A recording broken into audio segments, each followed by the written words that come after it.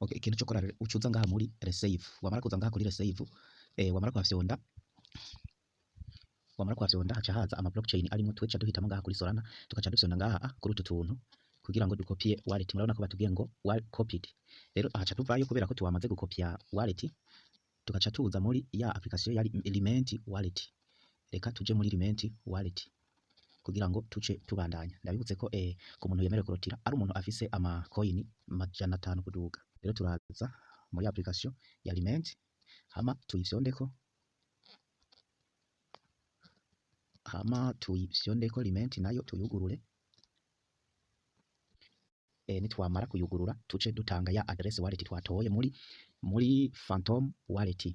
Reka turindire rero iyi Element network yuguruke. Sawa, urabona ko yamaze kuguruka. Ikintu ukora uracuza ngaha handitse ngo wallet, aha aho ubona tuhafyonde.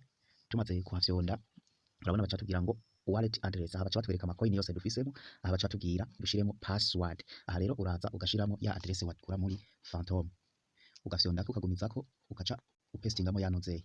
Aha rero ahantu hoho urabona yuko ziba zamaze kwishiramo. Aha niho dusigaje kwandika password. Aha rero mu kwandika password urahafyonda ukashiramo password yawe.